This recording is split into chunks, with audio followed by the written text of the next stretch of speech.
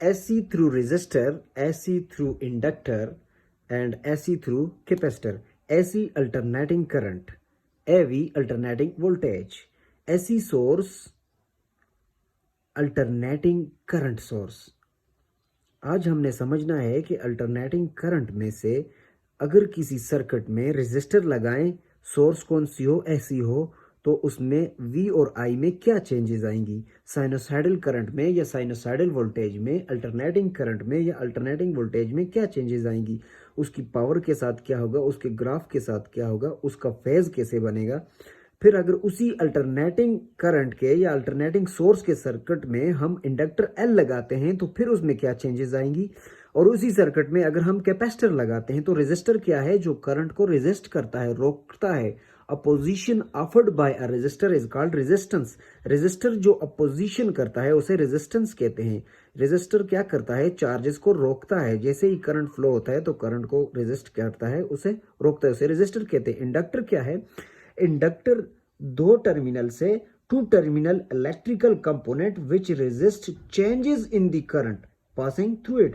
Current में जो changes आती है उन चेंजेस को जो रेजिस्ट करता है उसे इंडक्टर कहते हैं। इंडक्टर क्या होता है, एक कॉइल, एक वायर के गिर्द कॉइल रोटेट की जाती है जिसे हम इंडक्टर कहते हैं, एल से जाहिर करते हैं। एक इंडक्टर म्यूचुअल होती है, एक सेल्फ इंडक्टेंस होती है। इंडक्टर से दो इंडक्टेंस बनती है, एक सेल्फ इंडक्टेंस, एक म्यूचुअल। तो हमने जस्ट ये समझना है कि इंडक्टर किसी सर्किट में हो तो क्या चेंजेस आई। कैपेसिटर क्या है, कैपेसिटर ऐसा डिवाइस है जो चार्जेस को स्टोर करता है। Capacitor is a device used to store the charges is called capacitor. ऐसा आला जो चार्जेस को स्टोर करे उसे कैपेसिटर कहते हैं। यानी तीनों के अलग अलग फंक्शन है। ये क्या करता है, रेजिस्ट करता है, ये चेंजेस को रेजिस्ट करता है, और ये क्या करता है, चार्जेस को स्टोर करता है। अब सबसे पहले हमने समझना है कि रेजिस्टर अगर लगाएं तो फिर क्या होगा अल्टरनेटिंग सोर्स के साथ। तो अल्टरनेटिंग वोल्टेज की जो इक्वेशन है वो है V is equal to V M sine omega T. I की है I is equal to I M sine omega T. तीनों के लिए हम यही इक्वेशन यूज करेंगे क्योंकि ये साइनोसाइडल के चैप्टर में अल्टरनेटिंग सोर्स के केस में हम V के साथ भी साइन लेते हैं, I के साथ भी साइन, क्योंकि both are sinusoidals, both are in phase. दोनों अल्टरनेटिंग है तो अल्टरनेटिंग के लिए हम साइन यूज करते हैं। तो अल्टरनेटिंग ऐसी सोर्स होती है जो अपनी डायरेक्शन चेंज करती है। यानी अगर इधर पोलैरिटी प्लस है तो नेक्स्ट हाफ में ये माइनस हो जाएगी और ये प्लस हो जाएगी। इसी तरह अगर ये पॉजिटिव है फर्स्ट लूप में तो सेकंड लूप में ये क्या हो जाएगी, नेगेटिव हो जाएगी। तो अल्टरनेटिंग सोर्स ऐसी सोर्स है जो अपनी डायरेक्शन को चेंज करती है, और डायरेक्ट करंट ऐसी करंट है जो अपनी डायरेक्शन को चेंज नहीं करती। सबसे पहले हम रेजिस्टर के केस में हम कौन सा लॉ यूज करेंगे, Ohm law, V is equal to I R. Inductor के केस में हम इंडक्टेंस की इक्वेशन यूज करेंगे, EMF is equal to L delta I by delta T. और कैपेसिटर के केस में हम कैपेसिटर की equation Q is equal to CV use करेंगे, और करंट की इक्वेशन को यूज करेंगे I is equal to Q by T. Charge पर unit time is called current, flow of charge is called current होता है। तो चार्ज डिवाइडेड बाय टाइम क्या होगा, करंट होगा। इस केस में कैपेसिटर के केस में ये इक्वेशन यूज करेंगे, और इंडक्टर के केस में हम ये इंडक्टेंस की इक्वेशन यूज करेंगे, और रेजिस्टर के केस में simple Ohm law, V is equal to I R. तो साइनोसाइडल के लिए तीनों केसेस में हम ये वाली इक्वेशन पुट करते हैं। तो यहां पर मैं लिखता हूं V is equal to I R. तो इसी की दूसरी इक्वेशन हम, ये V की इक्वेशन आ गई, हम I के लिए बनाते हैं तो I is equal to V by R. तो V की जगह पे V साइनोसाइडल लगाएंगे ये वाला, और यहाँ I की जगह पे I साइनोसाइडल लगाएंगे ये वाला। तो हमने दोनों में इक्वेशन पुट की तो ये आ जाएगा V is equal to I M sine omega T. और इस तरफ देखा जाए तो I is equal to V M sine omega by T, omega T divided by R. यानी इधर कोई चेंजेस नहीं आई, I के साथ भी और V के साथ भी कोई चेंजेस, कोई डेरिवेटिव नहीं है, कोई डिवाइड यहां पर नहीं है, इसलिए यहां पर कोई चेंजेस नहीं आई। यानी रेजिस्टर के केस में, in case of resistor both V and I are sinusoidal, दोनों चेंजेस नहीं आए। लेकिन यहां पर अगर हम देखते हैं तो EMF is equal to L delta I by delta T. यहां पर I की जगह पे हम उसकी वैल्यू लगाते हैं, कौन सी वैल्यू, वही साइनोसाइडल जो उधर पुट की थी वही साइनोसाइडल इधर भी पुट करेंगे। तो I की जगह में हम लिखते हैं आई एम साइन ओमेगा टी, बाकी इक्वेशन उसी तरह रहेगी, LIM D by D T of sine omega T, LIM। अच्छा, साइन ओमेगा टी का डेरिवेटिव क्या होता है, तो साइन ओमेगा टी का डेरिवेटिव, साइन का डेरिवेटिव हमेशा काज होता है, साइन का डेरिवेटिव हमेशा क्या होता है, काज होता है। तो ये देख लें, हमने लिखा D by D theta of sine theta is equal to cos theta. Again theta का डेरिवेटिव लेते हैं डी बाई डी थीटा, तो वो ये इससे कैंसिल हो जाएगा, ये वाला इससे कैंसिल, ये इससे कैंसिल, तो कॉस थीटा बचता है। तो इस केस में D by D T of sine omega T के केस में हम डेरिवेटिव ऑफ साइन क्या आ जाएगा, काज आएगा। तो इस थीटा का इसका again D by D T हम लेंगे, तो इसमें t तो इस t से कैंसिल, d तो d से कैंसिल हो जाएगा, लेकिन ये ओमेगा बचता है। इस केस में एक ओमेगा बच जाएगा, तो हम लिखते हैं कि derivative of sine omega t is equal to cos omega t into omega, यानी एक ओमेगा बच जाएगा। तो ये हमने शॉर्टकट में हमने इधर लिख दिया, the derivative of sine is equal to omega cos omega t। तो ई की EMF is equal to V के बराबर होगा। ईएमएफ हमेशा किसके बराबर होता है, वी के। तो हम इस इक्वेशन में लिखेंगे EMF is equal to V, P is equal to L I M omega cos omega T. Equation number 1 नाम दे दिया। कैपेसिटर के केस में हमने Q is equal to C V, current की equation I is equal to D by D T of Q। तो Q की जगह पे हम क्या लगाएंगे, ये Q is equal to C V, Q की जगह पे हमने क्या लिखा, सी वी। तो C तो कांस्टेंट है, उसको बाहर ले लिया, V M sine omega T, C M D by D T of sine, again derivative हम साइन लेंगे। तो आपको पता है कि अगेन डेरिवेटिव ऑफ साइन किसके बराबर होता है, ये तो ओमेगा काज ओमेगा टी के बराबर। इंडक्टर के केस में थी वही कंडीशन कैपेसिटर के केस में भी आ जाएगी, यानी I is equal to C V M, derivative of sine क्या आ जाएगा, ओमेगा काज ओमेगा टी। इसको भी इक्वेशन 1 नाम दे दिया, इंडक्टर वाली वैल्यू को भी और कैपेसिटर वाली को भी हमने इक्वेशन 1 नाम दे दिया। अब देखें, मैक्सिमम वैल्यू के लिए इस जगह पर काज ओमेगा टी 1 आना चाहिए, तब जाके वी मैक्सिमम होगा।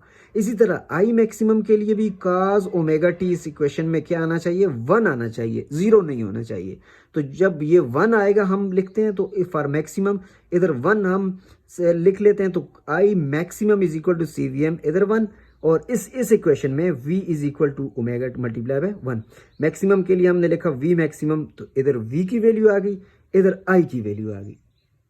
अब कंपैरिजन करते हैं, इसी को पुटिंग इन 1 पुट करते हैं, इसी को उठा के इसमें लगाया, तो v is equal to L I M omega cos omega T.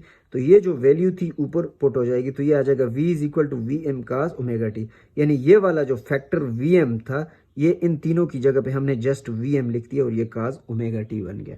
इसी तरह अब इस इक्वेशन में भी ये वाली जो वैल्यू है, इसको ऊपर इस इक्वेशन 1 में लगाते हैं, तो ये वैल्यू आ जाएगी I M is equal to C V M, omega को अगर पुट किया तो आई, ये सारा किसके बराबर है, आई एम के बराबर है, I is equal to I M cos omega T. अब इन दो इक्वेशन में फर्क देखें, इधर वी चेंज हो रहा है काज में, इधर आई चेंज हो रहा है काज में, यानी इधर v की वैल्यू के साथ काज आ गया और इस केस में कैपेसिटर के केस में i के साथ काज आ गया।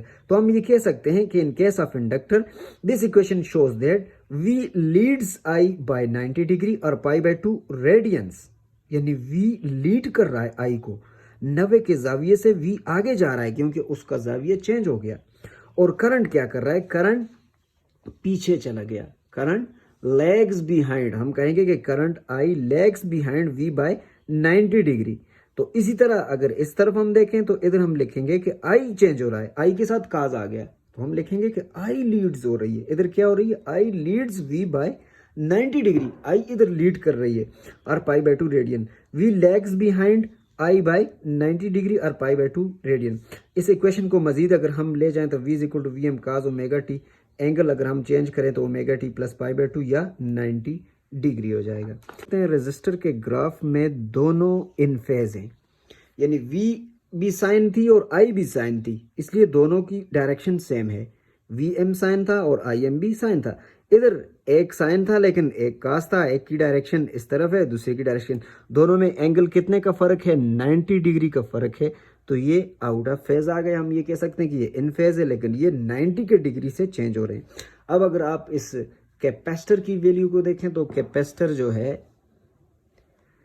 ये भी 90 के डिग्री से चेंज हो रहा है, V की डायरेक्शन तो सेम है लेकिन I इधर डाउनवर्ड है, इधर I क्या हो जाएगा, अपवर्ड हो जाएगा। मजीद ग्राफ में आप देख सकते हैं कि पहला जो रेजिस्टर के केस में है वो दोनों इन फेज हैं और रिजल्टेड में मैक्सिमम पीक आपको मिलेगा, और इधर जो है गैप के साथ है, इधर V लीड्स कर रहा है और इधर I लीड्स कर रहा है। इसी तरह मजीद आगे अगर हम पावर का ग्राफ इसका चेक करते हैं तो π/2 के एक इस तरह V वाली वैल्यू आगे जा रही है, लीड्स कर रही है, और I वाली पीछे है 90 के जाविये से। इस तरह देखें तो ये किसका ग्राफ आ गया, ये कैपेसिटर का है, ये इंडक्टर का आ गया। तो ये इसका सेम रहेगा रेजिस्टर के केस में। अच्छा, रेजिस्टर के केस में हम रेजिस्टेंस जो होगी opposition afford by resistor to flow current is called resistance R. तो इसे V is equal to I R जो ओहम ला है, इसमें जो आर होगी यही रेजिस्टेंस रहेगी। लेकिन इस इंडक्टर के केस में हम क्या लिखते हैं, हम कहते हैं कि opposition afford by inductor, inductor जो अपोजिशन करेगा उसे इंडक्टिव रिएक्टेंस कहेंगे। अच्छा, कैपेसिटर जो अपोजिशन करेगा उसे हम क्या कहेंगे, कैपेसिटिव रिएक्टेंस कहेंगे। इसे XL से जाहिर करेंगे और इसे XC से जाहिर करेंगे। इसी की इक्वेशन से हम वैल्यू लेते हैं कि V is equal to I R जो ओहम ला है, R की जगह पे इधर इसका रेजिस्टेंस आ जाएगी, इसकी रेजिस्टेंस क्या है, XL है। इसी तरह R की जगह पे इधर इसका V is equal to I R की जगह पे XC आ जाएगा, C for capacitance, L for inductance. अब इसकी इक्वेशन इसको A नाम दिया, इसी तरह इसको भी हम A नाम दे देते हैं। इधर I की वैल्यू निकाल दी, इधर V की वैल्यू है, तो हम दूसरी इक्वेशन जो इसी से इंडक्टर के केस में एक मैक्सिमम के लिए वैल्यू हमें मिली थी वो थी V is equal to L I omega, इसको B नाम दिया। इस A और B को हम कंपेयर कर लेते हैं। जब A और B को कंपेयर करते हैं, V से कैंसिल, एक तरफ ये वैल्यू आ जाएगी, दूसरी तरफ ये, तो हमने ये लिखा IXL is equal to LI। I के साथ क्या हो जाएगा, ये कैंसिल हो जाएगा, I के साथ कैंसिल हुआ, तो इधर बचता है XL is equal to L omega. Omega क्या है, ओमेगा एंगुलर फ्रीक्वेंसी है जो बराबर होती है 2 पाई एफ के। तो इधर वैल्यू पुट की XL is equal to 2 pi FL। देखें X जो है, XL जो है F के डायरेक्टली प्रोपोर्शनल है, यानी फ्रीक्वेंसी ज्यादा होगी तो XL भी ज्यादा होगी डायरेक्ट रिलेशन में। तो हम ये कह सकते हैं कि अल्टरनेटिंग या ऐसी सोर्स के केस में the reactance of A coil depends upon the frequency of. लेकिन डायरेक्ट जो करंट होगा उसके केस में हम क्या लिखते हैं, वो उसका उलट हो जाएगी, reactance XL will be zero होगी। अब इधर हम वैल्यू चेक करते हैं तो एक इक्वेशन A हमने I के लिए निकाली, क्योंकि दूसरी वैल्यू इधर कैपेसिटर के केस में I की थी, तो इसलिए हमने I की वैल्यू के साथ इसको कंपेयर किया। ये I के साथ कैंसिल, एक तरफ CV ओमेगा आ जाएगा और दूसरी तरफ ये आ जाएगा V बाय एक्स। तो V के साथ क्या हो जाएगा, ये वाला V इस V के साथ कैंसिल हो जाएगा। जैसे ही V से कैंसिल होता है तो इधर ये वैल्यू बचती है। या इसको हम इस तरह भी लिख सकते हैं कि XC is equal to 1 by C omega. यहाँ पे इन्वर्स रिलेशन में आ रही फ्रीक्वेंसी, ओमेगा किसके बराबर है, 2 पाई एफ। तो हम ये कह सकते हैं कि XC is inversely proportional to F। इधर देखें डायरेक्टली प्रोपोर्शनल थी, इधर क्या है, इन्वर्सली प्रोपोर्शनल है। तो हम ये लिख सकते हैं कि capacitive reactance depends upon frequency. तो डायरेक्ट करंट के केस में क्या होगी, तो उसके केस में क्योंकि ये इन्वर्स रिलेशन है तो उसके केस में इसकी वैल्यू इनफाइनाइट होगी। तो ये है कैपेसिटर की वैल्यू और ये है इंडक्टर की value. Product of V and I is called electric power. तो P is equal to VI, दोनों का जो प्रोडक्ट होता है वो इलेक्ट्रिक पावर के बराबर होती है। तो V भी साइनोसाइडल और I भी साइनोसाइडल जो इधर से हमें मिली है, तो रेजिस्टर के केस में तो दोनों के साथ साइन है, तो हम इसकी वैल्यू पुट करते हैं तो इसकी पावर में कोई चेंजिंग नहीं आती, यानी sine multiply by sine, sine square हो जाएगा। तो साइन स्क्वायर की अगर हम वैल्यू निकालें, हम एवरेज वैल्यू निकालें तो वो 1/2 के बराबर होती है। यानी ये आप देख सकते हैं साइन स्क्वायर ओमेगा टी, तो एवरेज वैल्यू 0 एक वैल्यू ले लेते हैं, दूसरी 1, 0 प्लस 1/2 क्या आ जाएगी, हाफ आ जाएगी। साइन स्क्वायर ओमेगा टी का एवरेज क्या आ जाएगा, हाफ आ जाएगा। तो हम इधर लिख लेते हैं इसकी जगह पे 1/2। तो 1/2 को हम इस तरह भी लिख सकते हैं, 2 को हम 2/√2 इस तरह भी लिख सकते हैं, क्योंकि अगर दोबारा इसको हम कंपेयर करें 2 मल्टीप्लाई बाय 2, 2 का स्क्वायर हो जाएगा, स्क्वायर इसको कैंसिल कर लेगा, दोबारा ये बचता है, इसलिए 2 को हम √2 मल्टीप्लाई बाय √2 लिख सकते हैं। तो इसलिए यहाँ पर हमने RMS वैल्यू निकालने के लिए 1/2 को हमने क्या लिखा, 1/√2 एंड √2। तो P is equal to VM by √2 IM। तो ये वैल्यू आपको याद होगा कि ये किसके बराबर है, RMS। ये VRMS है, ये IRMS है। तो पावर रेजिस्टर के केस में क्या आ रही है, RMS V और IRMS आ रही है। अब इंडक्टर के केस में क्या आती है, हम इंडक्टर के केस में देखते हैं तो P is equal to VI। Inductor और कैपेसिटर दोनों के केस में आपको याद होगा कि एक के साथ काज आता है और एक के साथ साइन। इधर V के साथ काज है और इस केस में I के साथ काज है। दोनों चेंजेस आ रही हैं। जैसे हम पावर की वैल्यू पुट करते हैं तो काज मल्टीप्लाई बाय साइन जीरो हो जाता है। काज मल्टीप्लाई बाय साइन जीरो कैसे जीरो होता है? फॉर एग्जांपल काज अगर आप 90 इधर लगाते हैं तो आपने 90 इधर भी लगाना पड़ेगा। अगर काज जीरो इधर लगाते हैं तो जीरो इसके साथ भी होगा, यानी एक जीरो होने से दूसरा भी जीरो होगा, तो जीरो सारी वैल्यू को क्या कर लेगा? जीरो। तो इस केस में पावर क्या हो जाएगी? इंडक्टर के केस में जीरो हो जाएगी। और कैपेसिटर के केस में पावर क्या हो जाएगी? इधर भी एक के साथ काज है, एक साइन है, तो इधर भी पावर क्या हो जाएगी? जीरो हो जाएगी। अब हम पावर का ग्राफ चेक करते हैं। रेजिस्टर का जो पावर लॉज है, तो ये मैक्सिमम पीक हमें मिल रहा है। इधर दो पीक इन फेज हैं तो ये पीक मिल रहा है, इसका ये पीक हमें मिल रहा है। ये है इंडक्टर की पावर। देखें ये एक वैल्यू वी की आ गई, दूसरी वैल्यू आई की आ गई, तो एक पीक नेगेटिव पीक बनता है, दूसरा पॉजिटिव, फिर नेगेटिव, फिर पॉजिटिव, यानी ये वाला नेगेटिव इस पॉजिटिव को कैंसिल कर लेगा और ये वाला नेगेटिव इस पॉजिटिव को कैंसिल कर लेगा। तो मैक्सिमम जो पीक हमें मिल रहा है इसकी पावर की इसी वैल्यू से नेगेटिव वैल्यू पॉजिटिव को कैंसिल कर लेती है, तो इसके इंडक्टर के केस में पावर क्या हो जाएगी? जीरो हो जाएगी। कैपेसिटर के केस में भी सेम उसी तरह इंडक्टर के एक वी की वैल्यू है, एक आई की है, तो एक पॉजिटिव पीक, दूसरा नेगेटिव, फिर एक पॉजिटिव, दूसरा नेगेटिव, यानी ये पॉजिटिव इस नेगेटिव को कैंसिल कर लेगा और ये पॉजिटिव इस नेगेटिव को कैंसिल कर लेगा, यानी पावर लॉस इंडक्टर और कैपेसिटर के केस में जीरो हो जाएगी।